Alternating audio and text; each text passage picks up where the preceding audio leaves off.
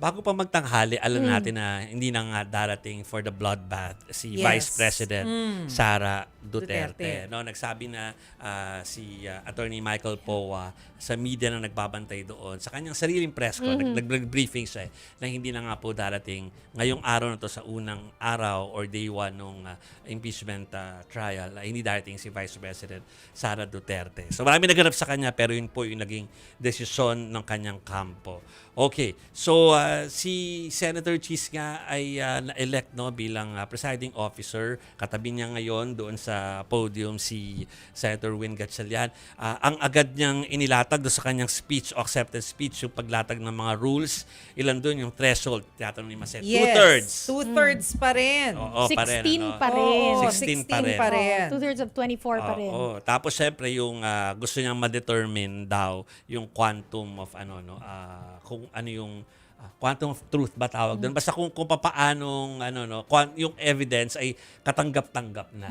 No, so ilan Quantum po of yun? evidence. Quantum of evidence na tinatawag nga po kanina. Okay, so tapos niyan ay nagkaroon ng pagkakataon yung dalawang sa wakas na pagsalita na yung dalawang kampo. Nagpakilala mo na sila. Yes. Bawat Oo isa, nga, no? At may mga name ha. Sasabihin na namin sa inyo pag minsan baka malito rin kami ang tawag namin prosec at saka defense. Pero meron palang proper usage ng kanilang mga How to titulo. address. Panel of Prosecutors of the House of Representatives ang tawag sa public prosecutors. Yung mga kongresista na natin sa Yes. panel. Tapos yung Council for Prosecutors po ang tawag sa private lawyers na tumutulong doon sa public prosecutors. Ano po? At yung Council for Respondent po, yung defense panel kanina. Nakita Yun niyo po, yung kay nagtapatan. VP Sara. Na nga sila, no? Okay, balikan natin yung highlight nung palitan ng mga argumento ng dalawang panig. Pero tawagin na natin Base and Chiki, si Mojo, Amy, dahil alam natin na ongoing or tapos na yung presser po o yung press con ng PROSEC panel. At ito na ako, PROSEC panel tawag ko, hindi nga yun ang tawag yan. Tawag ay Panel of Prosecutors of the House of Representatives. So, meron ka bang update sa amin, Amy, kung ano yung naging buod ng kanilang mga pahayag ngayon? Yes, good evening, Jovi Chikimase. Nagkakatapos nga lang ng press conference na isinagawa mismo ng House Prosecution Panel o yung sinasabi natin na Panel for the Prosecution para nga dito sa impeachment ni Vice President Sara Duterte. At isa sa mga nasabi nila talaga ay satisfied naman daw sila dito sa katatapos lang din na unang araw ng impeachment trial ni Vice President Sara Duterte. Kanina nabanggit na rin na-interview natin si Representative Joel Chua na siya ding House Prosecutor. Nasabi niya na wala naman daw kasing bias na ipinakita si Senator Chis Escudero na nag-preside na siya sa impeachment court. At gayon din ay yung nagiging sentimiento ng ilan pang mga miyembro nga ng prosecution team para nga dito sa impeachment case ni Vice President Sara Duterte. Kanina, noong nagkaroon din ng trial dito sa first day of trial ni VP Sara, ay narinig na rin natin na itong kahon na naglalaman ng income tax returns ni Vice President Sara Duterte at ng asawa niyang si Attorney Man Scarpio ay ibabalik nga daw sa Bureau of Internal Revenue. At para sa kanila ay okay pa rin naman daw na ganun yung naging desisyon para sa kanila. Hindi sila nawawala ng pag-asa na mabubuksan pa rin ito dahil moving forward kapag natalakay na nga rin yung unexplained wealth ni Vice President Sara Duterte, which we are expecting na huli pa rin matatalakay pagdating dito sa trial ni VP Sara, ay mabubuksan pa rin naman. Depende na nga lang din sa magiging takbo mismo ng proceedings pagdating dito sa Senado. Pero bukod pa dyan, patuloy naman yung paniniwala ng House Prosecution Panel, maging ng mga private lawyers na kasama nga dito ng prosecution team na magtutuloy-tuloy nga at malakas yung mga ebidensya at dokumento na may ipipresenta nila. So far, bukas ang inaasahan pa rin natin ay yung presentasyon para nga doon sa grave threats ni Vice President Sara Duterte laban sa gobyerno. Pero ang kailangan pa rin pag-usapan dyan ay yung mga naisabina na witnesses na kailangan ding mag-testify para sa end ng House of Representatives. Si Senator Cruz, So tama bukas, Amy, hoping na maipresent ang NBI. laban sa senador. Yes, yun yung narinig natin no nung nagkaroon din ng discussion dito sa trial no na two NBI agents yung mayroong subpoena ad testificandum. So technically testifying lang naman yung gagawin nila pagdating nga dito sa trial laban kay Vice President Sara Duterte. At narinig natin kanina na yung magiging system, kasi ang nakapaloob sa impeachment rules ay isa lang ang pwedeng mag-examine at isa lang din ang pwedeng mag-cross-examine. Ngayon, pinapayagan na ng impeachment court na mahigit isa ang mag-examine only in the situation of hindi mag-agree yung member, let's say, ng prosecution panel doon sa pag-examine, doon sa mga witnesses na isinabpina para nga dito sa particular case ni Vice President Sara Duterte. So alam na ba natin kung Yan. sino mag-i-examine Oo, bukas? tsaka magko-cross-examine. Oo, and cross-examine.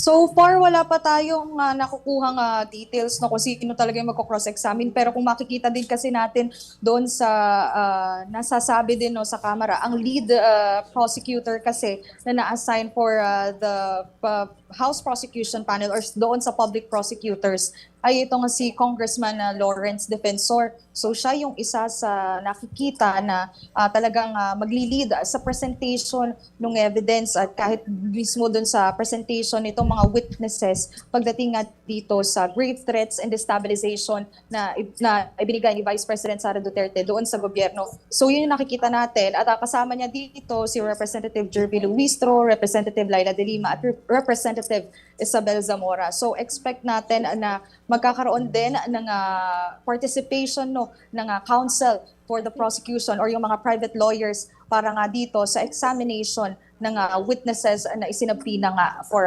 tomorrow. Ang alam ko, Chiki, Mase, and Amy, kaya uunahin niya kasi parang madali i-authenticate lang naman yung video eh. 'Di ba? Pero the thing is, kanina, before nagsimula, nung mga simula nung pagtatapat nung depensa sa nung prosec, ay yung lead lawyer ni si Attorney Season ay nagsabi na parang kung magpe-present in my own words, magpe-present na ba kayo nung first citizens kasi we're ready. So parang lumalabas na sila ay meron ding itatapat doon sa to. May idea ka ba kung ano ang pwedeng itapat na kung ang pag-uusapan naman sa video ay kung totoo yun or hindi, ano kaya yung pwedeng ipantapat doon ng kabila? Although we'll ask Arles that later. Okay.